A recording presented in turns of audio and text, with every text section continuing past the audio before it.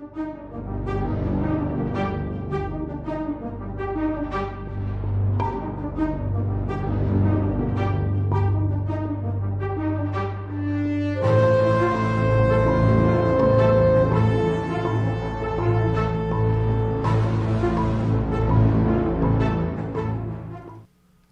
to the City Show COVID-19 update. I'm Pat O'Melia.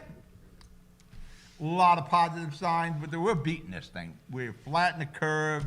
We're starting to reopen. But I got some statistics here about that. But remember, as I keep saying, it's not the bubonic plague, even though Trump is talking about it like it's a bubonic plague. It is a virus. It is a very dangerous virus, an aggressive virus. But we are doing it. Our numbers are down, the hospital numbers are down, the testing numbers are down. We'll get into some of that. And 96% of the cases are mild, so even if you get it, you'll be okay. You know, if you're 65, 70 and up and you get it, probably not going to be okay, because we got those numbers here too. Take all the steps. I got to the studio here today at Hudson Media, disinfected everything, got my Lysol, the desk, the mics, the cameras, the keyboards. Everything we're going to touch, I wiped out. Did the hand sanitizer thing. Took my temperature this morning, 97.7. So I'm doing the right thing, even though Mayor Fulop accused me of walking to my own beat. He's telling me, make sure you wear the mask, make sure you wear the gloves. Yeah, I'm doing all that. I know you walk to your own beat. You march to your own beat, or walk to it. Let's go with the positive stuff, then we'll get to the numbers. Positive signs. The Asbury Park Press did a survey. They're saying 66% of the population is happy. The population in New Jersey is happy with the reopening pace that we're operating at. Yeah, I don't know what we opened up so far. You know, there's Seaside Heights, the shore communities, they're going to open this weekend. There's a lot of restrictions. You can walk on the beach, you can't sit on the beach. You can surf, you can't swim. Very few businesses are going to be open. The boardwalk and beach is open from 10 a.m. to 5 p.m. They're limiting parking down there. And it's twofold with Seaside Heights in particular. It's COVID-19, and lack of personnel. 19% of our population in their survey said we're moving too fast to reopen. And 16% said we're moving too slow. We've been kind of glaciers at reopening, so I don't know what these people are talking about at a pace, but that's going to start to pick up now. You can look for Father Murphy today, or at least this week. I'm looking for him to reopen our hospitals to elective surgery. Right now, there's COVID all the time and trauma and emergency. They need to get the elective surgeries going, and I like to get my knees done. That would be very helpful if Father Murphy would reopen them. You can look for non-essential businesses to reopen, but curbside. You're not going to be able to go into the stores. They have to do curbside pickups. So any of the stores that were closed because they didn't sell food or juvenile supplies, why these stores couldn't go out and get a rack of potato chips, I don't know, but they got closed up. Those non-essential stores will open, but they're going to be under a curbside mandate. So I'm not even sure that helps these businesses opening. Construction will be turned loose again, even though we only shut it down for about 3 weeks. I can see barbershops and hair salons coming back. I know there's a lot of heat on Murphy to open both. I could use a haircut. Doing it myself isn't working that well. I'm losing my hair as it is, so I like to keep as much as I can, but either I got to see Mike or Leo, somebody, or Joe or Leo, somebody's got to give me a haircut. We have a second stimulus package coming that, again, you'll get another $1,200 per adult in your bank account, $500 per kid. That is it's coming down the pike. They're negotiating this. What is the problem is they're padding the hell out of this phase of next phase of stimulus. They are throwing a lot of things in there that shouldn't be in there for the stimulus and coronavirus. But it's the normal pork belly stuff they're trying to do. So somewhere along the line, they'll come to a meeting of the minds, and we'll get some more stimulus money. What we need help in the states. Not all of them. That's the problem. When we cut these stimulus bills, we do it by the 50 states. Not all 50 states are in the same situation. So we've got to look at who needs the money and who really doesn't. Because in the first phase of the PPP, the payroll protection, I think Arkansas got the most money. And they were way down the list with COVID-19. So you got to do it smart. And I know every senator wants to cut of that money for their home state. But New York City in particular, New Jersey, Chicago, Los Angeles, Louisiana, they got hit hard. Let's do some numbers. Jonathan, let's put the numbers up, starting with the fine United States of America. The United States of America has 1,410,168 cases of COVID-19. That's a lot, but keep in mind our population is 330 some odd people. We have a very good number here. Recovery of 298,593. We have suffered nationally 83,491 deaths. That's pretty much the capacity of MetLife Stadium. Actually, it's the old Giant Stadium, at least. I don't think MetLife is as big. Let's put up the map of the United States. That big red dot up there in the northeast is us. That's New York City, Long Island, and New Jersey. It is not as dark or as big as it had been, but it is still the #1 hotspot in the nation. As you can see, the rest of the country, you got some dots there. They're not anywhere as large, but Chicago's getting it. They're having a big flare up there. But as you can see, the rest of the country is starting to settle down. For that matter, if you talk to people from around the country, it's kind of like a regional thing. It's like we're over-dramatizing the COVID-19. But if you look at the map there, you can see why a good portion of this country doesn't need to get their hands in the next phase of stimulus money to get an assistance for the municipalities and the state. We're not all in the same boat COVID-wise. State of New York, let's put those numbers up. Now, Governor Cuomo today, just a few minutes ago, was talking about his reopening. As I've been saying for like the last 3 weeks or so, most of New York State could open. New York City and Long Island is a problem. The rest of the state is, available.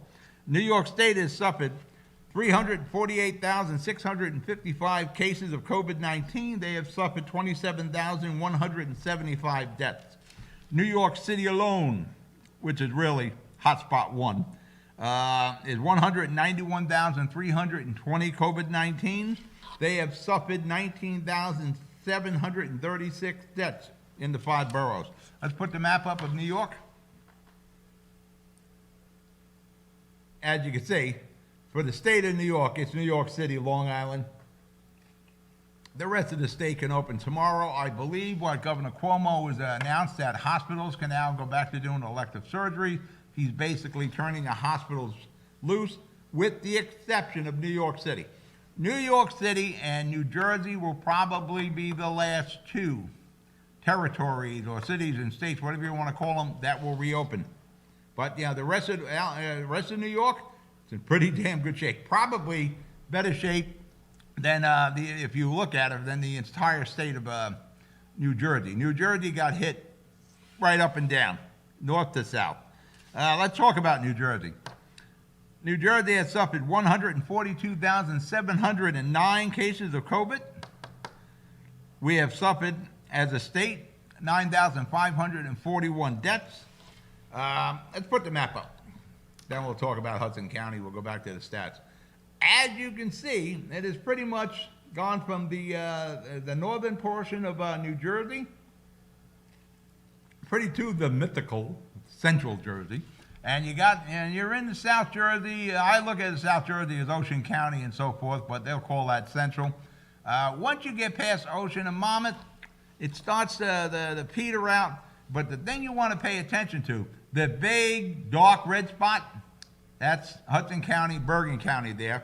The rest of the red spots, they're fading in color. Good sign. We're flattening that curve. Let's put the numbers back up, John, for New Jersey here. Hudson County, my home county, where I am right now, is 16,975 cases. Ocean County, or where our sister studio is, and Seaside, is 7,633 cases. Bergen County, which has been leading the state in COVID-19 since the get-go, is 17,091 cases. Hudson County is now 116 cases away from becoming the #1 county COVID-19 wise. A title we do not want, but we're inching closer to it. Jersey City, my home city. Mayor Fulop is testing everyone. You walk down Central Avenue or the Boulevard, probably going to give you a test.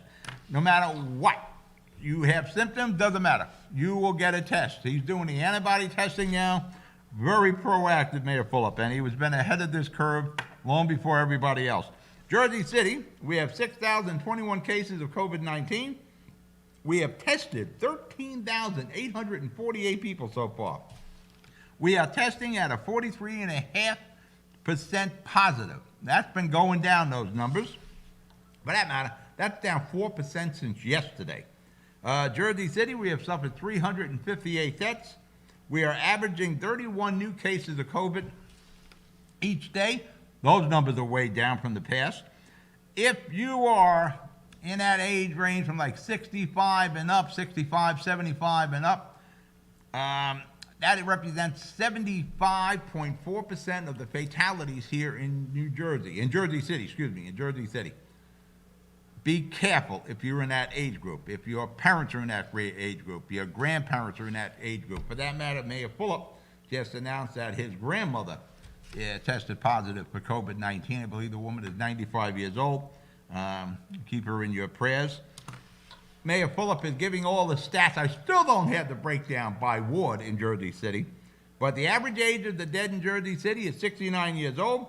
The breakdowns we got so far is 28.77% of the Jersey City dead were white, 26.26% were black, and 13.4% were Asian.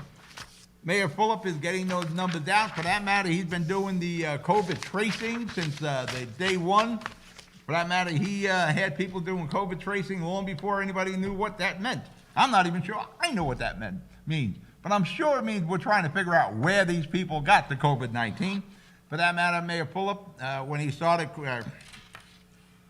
backing down the workforce at City Hall and the other departments, he had those people who were backed off when we closed various departments and offices doing the COVID tracing. Again, Mayor Fulop way ahead. Christ Hospital.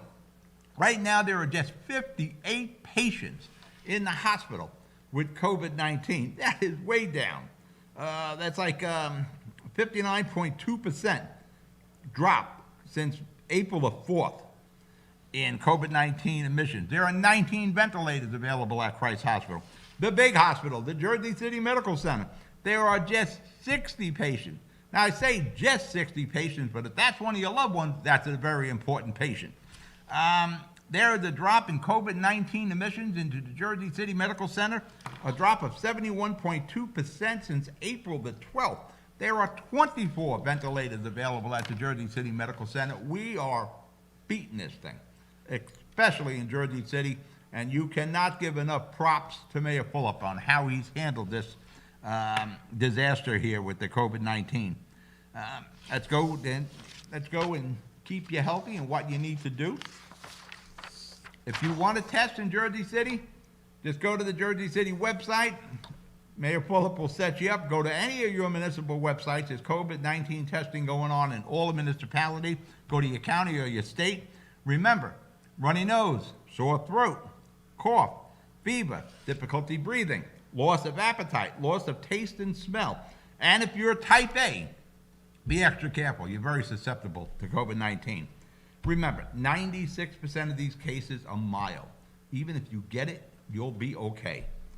Stay healthy, wash your hands, don't touch your face, the 6 to 8 feet of social distancing, wear the mask, wear the gloves, but get outside. Get out in the environment. Let the wind disperse the COVID-19.